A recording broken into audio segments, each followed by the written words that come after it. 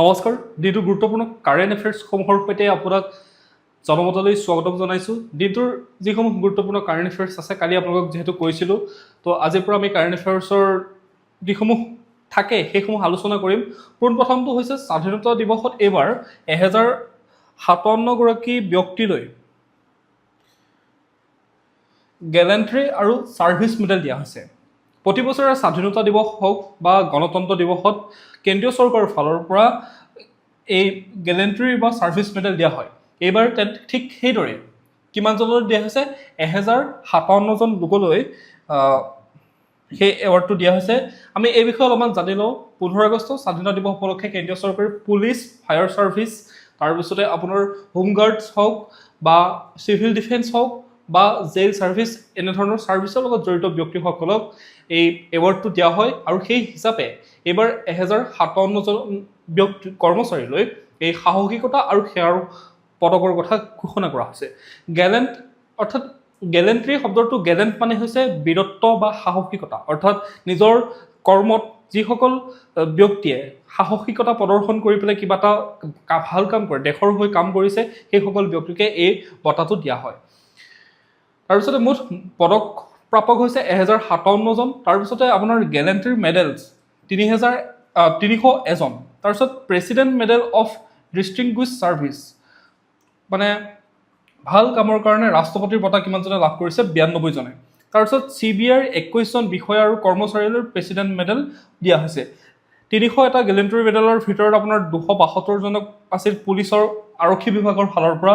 তাৰপিছত 29জন আছিল fire service personal আৰু 301জনৰ ভিতৰত সৰ্বাধিক 197জনেই হৈছে লেফ্ট উইং এক্সট্ৰিমিজম, মানে এই যিসকল নক্সাল প্ৰভাৱিত অঞ্চল আছিলে সেই নক্সাল প্ৰভাৱিত অঞ্চলসমূহত যিসকলে মানে ভালদৰে বীৰত্বৰে সেৱা আগবঢ়াইছিলে সেইসকলক 157জন, 301জনৰ ভিতৰত 157জনেই হৈছে সেই নক্সাল প্ৰভাৱিত অঞ্চলৰ পৰা।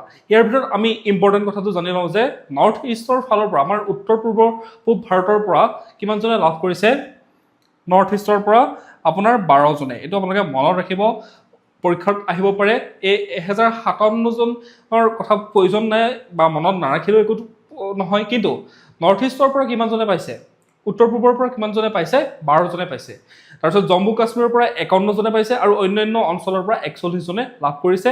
তাৰপিছতে আমি ছেকেণ্ড পইণ্টটো মনত ৰাখি ল'ব লাগিব যে কেতিয়া এই পদকসমূহ ঘোষণা কৰা হয়, অৰ্থাৎ পৰীক্ষাত আহি যাব পাৰে যে গেলেণ্ট্ৰি এৱাৰ্ড কেতিয়া ঘোষণা কৰা হয় বা কি কাৰণে ঘোষণা কৰা হয়। গেলেণ্ট্ৰি এৱাৰ্ড আপোনাক ক'লোৱে যে গেলেণ্ট ইংৰাজী শব্দ, গেলেণ্ট মানে হৈছে বীৰত্ব বা সাহসিকতা, আৰু সেইকাৰণে এই বঁটা দিয়া হয়।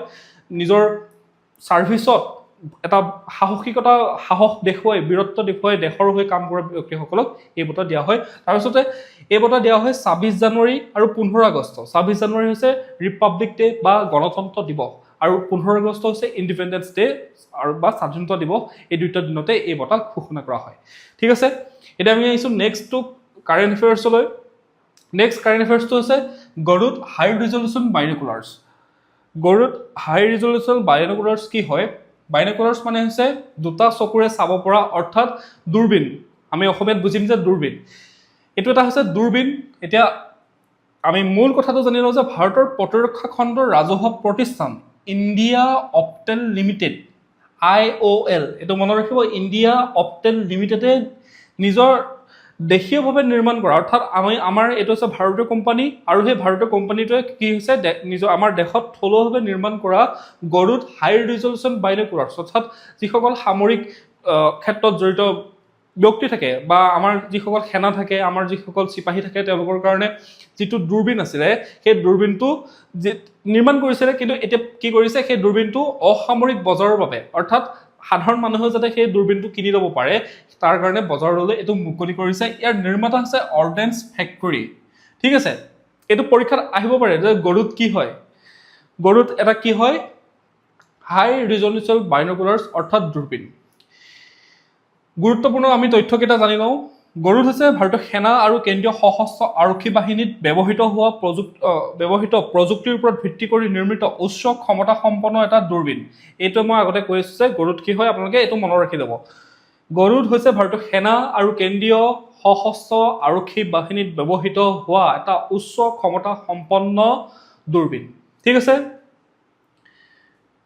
8x ম্যাগনিফিকেশন অৰ্থাৎ কোনো এটা বস্তু দূৰৰ বস্তু এটা ইয়াক আমি এই দূৰবীনটোৰ জৰিয়তে আমি 8x ডাঙৰকৈ দেখা পাম ঠিক আছে এই 8 গুণ বেছি ডাঙৰকৈ আমি সেই বস্তুটো দেখা পাম তাৰপিছতে ওজনটো হৈছে 610 গ্ৰাম বিভিন্ন বতৰ আৰু কঠিন পৰিৱেশত ব্যৱহাৰ উপযোগী চৰকাৰৰ আত্মনিৰ্ভৰ ভাৰত অভিযানৰ সৈতে সম্পৰ্কিত অৰ্থাৎ চৰকাৰে যি আত্মনিৰ্ভৰ ভাৰত কৰি আছে সেই আত্মনিৰ্ভৰ ভাৰত মানে হৈছে যাতে আমি নিজে নিজৰ প্ৰয়োজনীয় সামগ্ৰীসমূহ নিৰ্মাণ কৰি ল'ব পাৰোঁ ঠিক সেইদৰে ডিফেন্সৰ ক্ষেত্ৰত এইটো আমাৰ আত্মনিৰ্ভৰ ভাৰত কাৰণ আমাৰ দেশৰ প্ৰতিষ্ঠানে আমাৰ দেশৰ সেনাৰ কাৰণে নিজে সেইটো নিৰ্মাণ কৰি লোৱা এটা দূৰবীন নহয় আমি বেলেগ এখন দেশৰ পৰা সেই প্ৰযুক্তিটো আনিব লগা হোৱা নাই বা সেই বেলেগ এখন দেশৰ পৰা আমি সেই বস্তুটো আমাৰ দেশলৈ কিনি আনিব লগা হোৱা নাই আমাৰ দেশতে সেই বস্তুটো উৎপাদন হৈছে তাৰপিছতে আপোনালোকক এশাৰীতে আপোনালোকে কথাটো মনত ৰাখিব শেষত গৰুড হৈছে ইণ্ডিজিনাছ ডিফেন্স অপটিক্স কোনে নিৰ্মাণ কৰিছে ইণ্ডিয়া অপটেল লিমিটেডে নিৰ্মাণ কৰিছে ক'ত নিৰ্মাণ কৰিছে অৰ্ডিনেন্স ফেক্টৰী দেহৰাদুনত থকা আৰু ই এটা কিহৰ অংশ ই হৈছে আত্মনিৰ্ভৰ ভাৰতৰ অংশ ঠিক আছে বুজি পালে তাৰপিছত আমি আহিছোঁ নেক্সটটো কাৰেণ্ট এফেয়াৰ্ছলৈ নেক্সট কাৰেণ্ট এফেয়াৰ্ছটো হৈছে গজ গৌৰৱ এৱাৰ্ডছ 2024 গজ গৌৰৱ এৱাৰ্ডছ দিয়া হৈছিলে 2024ত এই গজ গৌৰৱ এৱাৰ্ডছ কি হয় আমি অলপমান জানি ল'ম গজ গৌৰৱ এৱাৰ্ডছ হৈছে ভাৰতৰ যি এছিয়ান হাতী আছে এছিয়ান এলিফেণ্ট আছে সেই এছিয়ান এলিফেণ্ট সংৰক্ষণ আৰু ব্যৱস্থাপনাৰ ক্ষেত্ৰত উল্লেখযোগ্য অৱদান আগবঢ়োৱাৰ বাবে ব্যক্তি বনকৰ্মী স্থানীয় সম্প্ৰদায়ক সন্মান জনোৱা এটা ৰাষ্ট্ৰীয় বঁটা ঠিক আছে এইটো এটা হৈছে ৰাষ্ট্ৰীয় বঁটা আৰু এই বঁটাটো কোনসকল ব্যক্তিক দিয়া হয় বনকৰ্মী হাতীৰ মাউত বন প্ৰহৰী স্থানীয় লোক স্থানীয় সংস্থা হাতী সংৰক্ষণৰ সৈতে জড়িত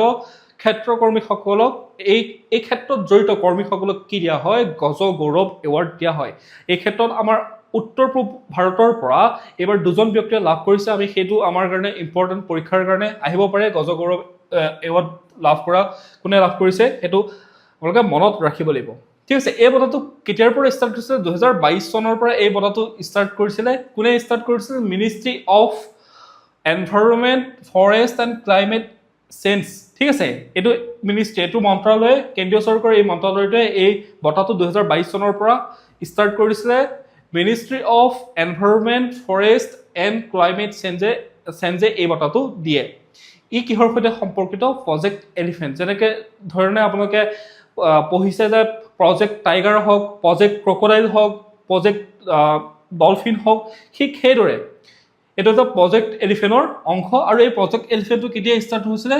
1992 চনৰ পৰা এই প্ৰজেক্ট এলিফেণ্ট ষ্টাৰ্ট হৈছিলে এটা কথা হ'ল যে গজ গৌৰৱ এৱাৰ্ডটো যে দিলে কি কাৰণে দিয়া হ'ল অৰ্থাৎ 12 আগষ্টৰ দিনাখন কি আছিলে ৱৰ্ল্ড এলিফেণ্ট ডে আছিলে ঠিক আছে ৱৰ্ল্ড এলিফেণ্ট ডে আছিলে 12 আগষ্টৰ দিনাখন আৰু 12 আগষ্টৰ দিনাখন এই বঁটাটো ঘোষণা কৰিছে চৰকাৰে তাৰপিছত বিশেষকৈ হিউমেন এলিফেণ্ট কনফ্লিক্ট আপোনালোকে সকলোৱে অসমৰ ক্ষেত্ৰত আপোনালোকে নিউজত পাই থাকে যে হাতী মানুহৰ সংঘাত ক'ৰবাত চাহ বাগানত হাতীয়ে মানুহক মাৰিলে মানুহে হাতীক মাৰিলে মানে এইটো এটা সংঘাত হৈ থাকে কাৰণটো হৈছে যে হাতী অহা যোৱাৰ যিসমূহ ৰাস্তা থাকে সেই ৰাস্তাসমূহত এতিয়া মানুহবিলাকে কি কৰি লৈছে তাত ঘৰ বনাই লৈছে তাত তেওঁলোকে খেতি বাতি কৰিবলৈ লৈছে ফলত হাতী অহা যোৱা বাটটোত যদি আপুনি যদি তেনেকুৱা ব্লকেজ আনে বা হাতীৰ সংখ্যা যিহেতু বাঢ়ি যোৱাৰ ফলত সি অৰণ্যৰ পৰা ওলাই আহিব খাদ্যৰ অভাৱত ওলাই অহাৰ লগে লগে সেই আমাৰ যিসকল ব্যক্তিসকলে সেই পথাৰসমূহত খেতি বাতি কৰে তাত আহি খাই সেই ফলত হাতী মানুহৰ এটা ডাঙৰ সংঘাত হৈ থাকে আৰু প্ৰতি বছৰে বহু মানুহ হয় হাতী মৰে নহয় মানুহ মৰে এইটো এটা মানে এটা ডাঙৰ এটা সমস্যা পৰিৱেশৰ এনভাইৰনমেণ্টৰ লগত যিসকল জড়িত ব্যক্তি আছে তেওঁলোকে সেইটো কথা জানে যে এইটো এটা ডাঙৰ এটা মানে সমস্যা হৈ আছে এই সমস্যাটো সমাধানৰ কাৰণে চৰকাৰে বিভিন্ন ধৰণৰ গজমিত্ৰ আঁচনি এনেধৰণৰ আঁচনিসমূহ তেওঁলোকে ঘোষণা কৰি আছে সেইখিনি কথা আমি আলোচনা কৰিম যেতিয়া আহিব আমাৰ কাৰেণ্ট এফেয়াৰ্ছত এতিয়া আমি জাষ্ট অলপমান কথাটো জানি থ'লে হৈ যাব হিউমেন এলিফেণ্ট কনফ্লিক্ট কমোৱা হাতীৰ চলাচলৰ পথ এলিফেণ্ট যিসমূহ কৰিডৰ আছে সেইসমূহ সুৰক্ষিত কৰা হাতী উদ্ধাৰ কৰাৰ ক্ষেত্ৰত কাম কৰা লোকসকলক এই বঁটাৰে সন্মান কৰা হয় তাৰপিছত আপোনাৰ জলদাপাৰা নেশ্যনেল পাৰ্ক ৱেষ্ট বেংগলৰ পৰা 7জন মাউতে এই এৱাৰ্ডটো এইবাৰ লাভ কৰিছে। তাৰপিছতে আমাৰ যি অৰুণাচল নামদফা নেশ্যনেল পাৰ্ক আছে, আৰু নামদফা নেশ্যনেল পাৰ্কখন এখন টাইগাৰ ৰিজাৰ্ভো হয়। এই নামদফা নেশ্যনেল পাৰ্কত থকা দুজন এলিফেণ্ট কেৰিগিভাৰ সুমিত গগৈ, নামকেইটা মনত ৰাখিব, গণেশ তামাং আৰু সুমিত গগৈ। সুমিত গগৈ আৰু গণেশ তামাং, ঠিক আছে, এই নাম দুটা মনত ৰাখিব। এই দুজন ব্যক্তিয়ে এইবাৰ এই গজগৌৰৱ এৱাৰ্ড লাভ কৰিবলৈ সক্ষম হৈছে 2026 চনৰ। তাৰপিছত আমি 4 নম্বৰ কাৰেণ্ট এফেয়াৰ্ছটোত আহিছোঁ, স্মল মডিউলাৰ ৰিয়েক্টৰ। এইটো এটা নিউজত আহিছে যে স্মল মডিউলাৰ ৰিয়েক্টৰ কি হয়। স্মল মডিউলাৰ ৰিয়েক্টৰটো চাই লওক। স্মল মডিউলাৰ ৰিয়েক্টৰ হৈছে পৰম্পৰাগত বৃহৎ পাৰমাণৱিক বিদ্যুৎ কেন্দ্ৰতকৈ সৰু আকাৰৰ আধুনিক পাৰমাণৱিক ৰিয়েক্টৰ। ঠিক আছে, এইটো হৈছে মই কি বুজাই দি আছোঁ ৰ'ব। স্মল মডিউলাৰ ৰিয়েক্টৰ হৈছে যিসমূহ আমাৰ ডাঙৰ ডাঙৰ পাৰমাণৱিক বিদ্যুৎ কেন্দ্ৰ আছে, সেই ডাঙৰ ডাঙৰ পাৰমাণৱিক বিদ্যুৎ কেন্দ্ৰসমূহ স্থাপন কৰিবৰ কাৰণে কি হয়, বহুত ডাঙৰ এৰিয়া লাগে।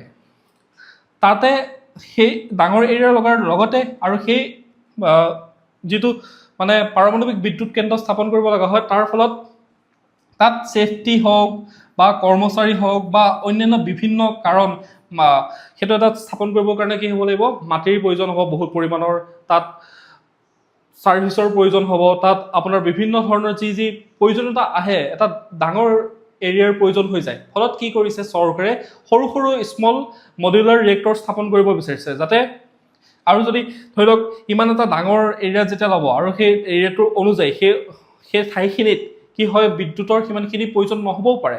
তাৰ কাৰণে চৰকাৰে বিচাৰিছে যে সৰু সৰু এনেকুৱা ধৰণৰ পাৰমাণৱিক বিদ্যুৎ কেন্দ্ৰসমূহ স্থাপন হয়, যাতে সেইসমূহ কি হয়, ছেফটিও হয় আৰু তাক স্থাপন কৰোঁতে বেছি সময়ো নালাগে আৰু তাক স্থাপন কৰিবলৈ সহজো হয়, বহুত বেছি মাটিৰো প্ৰয়োজন নহয় বা বহুত বেছি সামগ্ৰীৰো প্ৰয়োজন নহয়। সেইকাৰণে চৰকাৰে স্মল মডিউলাৰ ৰিয়েক্টৰ কি কৰা হৈছে, স্থাপন কৰাত বিশেষভাৱে গুৰুত্ব দিছে।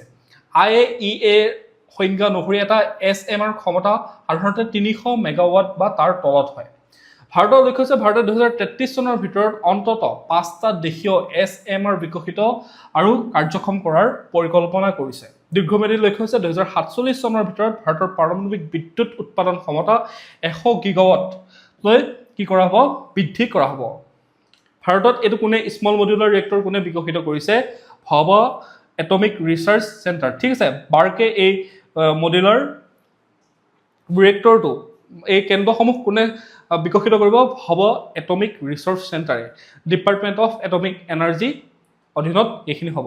ইয়াৰ কাৰণে এখন বিশেষ চুক্তি আছে, সেই চুক্তিখন হৈছে, এখন আইন আছে, সেইখন আইনখন হৈছে Shanti act 2025, sustainable harnessing and advancement of nuclear energy for transforming India act. ঠিক আছে, এই শান্তি এক্টখন ইম্পৰ্টেণ্ট হয়। এই এক্টখনৰ জৰিয়তে কি হ'ব, এই পাৰমাণৱিক প্ৰযুক্তি উৎপাদন আৰু ব্যৱহাৰত PPP মডেল ব্যৱহাৰ কৰিব পাৰিব, অৰ্থাৎ প্ৰাইভেট পাব্লিক পাৰ্টনাৰশ্বিপৰ অধীনত এইসমূহ মডিউল মানে স্থাপন কৰিবৰ কাৰণে সহজ হ'ব। শান্তি এক্ট, শান্তি এক্টৰ ফুল ফৰ্মটো, ইয়াৰ কাৰণে স্মল মডিউলাৰ ৰিয়েক্টৰ SMRটো আপোনালোকে কি গম পালে, তাৰ লগতে যিটো শান্তি এক্ট আছে, সেই শান্তি এক্টখনৰ ফুল ফৰ্মটো আপোনালোকে জানিবলৈ চেষ্টা কৰিব। সুধি দিব পাৰে যে শান্তি এক্টৰ এই শব্দটো কি বুজায় বা শান্তি এক্টৰ এইচটোৱে কি বুজায়, আপোনালোকে জানি ল'লে ভাল হ'ব। Sustainable harnessing and advancement of nuclear energy for transforming India act.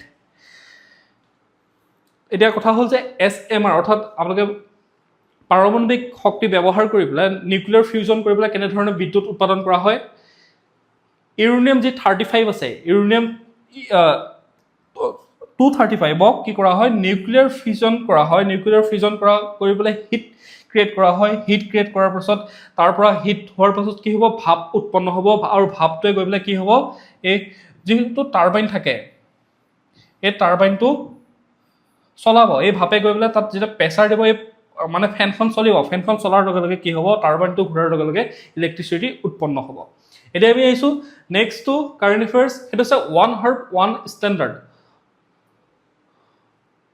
OHOS উদ্যোগ। আমি এইটো 1 হাৰ্ব 1 ষ্টেণ্ডাৰ্ড কি হয় আপোনালোকে অকণমান জানি ল'ব। আয়ুষ মন্ত্ৰালয় আৰু স্বাস্থ্য পৰিয়াল কল্যাণ মন্ত্ৰালয় অৰ্থাৎ ministry of health and family welfare, এইটো মিনিষ্ট্ৰীয়ে কি কৰিছে ওৱান হাৰ্ব ওৱান ষ্টেণ্ডাৰ্ডৰ উদ্যোগত থকা সহযোগিতা আৰু অতিৰিক্ত 3 বছৰৰ বাবে বৃদ্ধি কৰিছে। এতিয়া কথা হ'ল যে 3 বছৰৰ কাৰণে বৃদ্ধি কৰিছে, কিন্তু ওৱান হাৰ্ব ওৱান ষ্টেণ্ডাৰ্ড কি হয় চাওক, ধৰি লওক আমাৰ অসমত এতিয়া নৰসিংহ হওক বা মানিমুনি হওক বা নিম গছ চুবাই হওক, এইসমূহৰ যিসমূহ ঔষধি গুণ থাকে, সেই ঔষধি গুণসমূহক এটা প্লেটফৰ্ম তৈয়াৰ কৰিছে, য'ত প্লেটফৰ্মটোত ধৰি লওক মানিমুনি হওক বা নৰসিংহৰ হওক, নৰসিংহৰ যিখিনি ঔষধি গুণ আছে, তাৰ যিখিনি সম্ভাৱনা আছে, তাৰ পৰা ব্যৱহাৰ কৰিব পৰা, মানুহৰ কাৰণে উপকৃত হোৱা বা জীৱ জন্তুৰ কাৰণে উপকৃত হোৱা যিখিনি ব্যৱহাৰ কৰিব পৰা যিখিনি সম্ভাৱনা আছে, সেই সম্ভাৱনাখিনি বৈজ্ঞানিকভাৱে কি কৰিব, তাত ৰিচাৰ্চ কৰি পেলাই বৈজ্ঞানিকভাৱে ৰিচাৰ্চ কৰাৰ পিছত সেইখিনি সেই প্লেটফৰ্মটোত তাৰ ডাটাখিনি তাত কি হ'ব, তাত দি দিয়া হ'ব। ডাটাখিনি দি দিয়াৰ ফলত যিসমূহ ঔষধ কোম্পানী আছে, সেই ঔষধ কোম্পানীসমূহ আয়ুৰ্বেদ, সিদ্ধ, ইউনানী, হোমিওপেথি আদি ভাৰতীয় চিকিৎসা পদ্ধতিত ব্যৱহৃত যিসমূহ ঔষধৰ মানে যিসমূহ বিভাগ আছে, তেওঁলোকে কি কৰিব, সেই ডাটাটোৰ ওপৰত ভিত্তি কৰি তেওঁলোকে ঔষধ প্ৰস্তুত কৰিব পাৰিব। এতিয়া বিভিন্ন কোম্পানীয়ে কি কৰিব পাৰে, ধৰি লওক মই যিটো উদাহৰণ দিছোঁ নৰসিংহৰ কাৰণে বেলেগ এটা সেই কোম্পানীয়ে আহি পেলাই ৰিচাৰ্চ কৰিব, আকৌ বেলেগ এটা কোম্পানীয়ে আহি ৰিচাৰ্চ কৰিব, ইটোৱে সিটো ৰিচাৰ্চ নল'ব, নিজে নিজে ৰিচাৰ্চ কৰিব, ফলত বহুত সময়ৰ প্ৰয়োজন হ'ব আৰু এটা ষ্টেণ্ডাৰ্ড নাইকিয়া হৈ যাব। এটা যিটো ষ্টেণ্ডাৰ্ড থাকে, চৰকাৰীভাৱে যেতিয়া এই কামটো কৰা হ'ব, কৰাৰ ফলত তাৰ এটা ষ্টেণ্ডাৰ্ড থাকিব বা ইণ্টাৰনেশ্যনেল লেভেলত সেই যিখন তাৰ যিখিনি ডাটা সেই ওৱান হাৰ্ব ওৱান ষ্টেণ্ডাৰ্ড মানে প্লেটফৰ্মত দিয়া হ'ব, সেইখিনি সকলোৱে ব্যৱহাৰ কৰিব, ফলত কি হ'ব, সময়ো বাচিব আৰু তাত মানে কনফ্লিক্ট নাথাকে। কোনোবা এটা কোম্পানীয়ে আহি পেলাই কিবা এটা বেলেগ নতুন ৰিচাৰ্চ কৰি পালে, বেলেগ এটা কোম্পানীয়ে বেলেগ ৰিচাৰ্চ কৰি পালে, ফলত তাত কনফ্লিক্ট হৈ থাকে। আৰু এখন প্লেটফৰ্ম যেতিয়া হ'ব ওৱান হাৰ্ব ওৱান ষ্টেণ্ডাৰ্ড, অৰ্থাৎ এটা ধৰি লওক নৰসিংহ গছজোপাৰ যিসমূহ ঔষধি গুণ আছে, সেইসমূহৰ এটা প্লেটফৰ্মত যেতিয়া উপস্থাপন কৰা হ'ব আৰু এইখিনি সকলোৱে ব্যৱহাৰ কৰিবৰ কাৰণে সহজ হ'ব।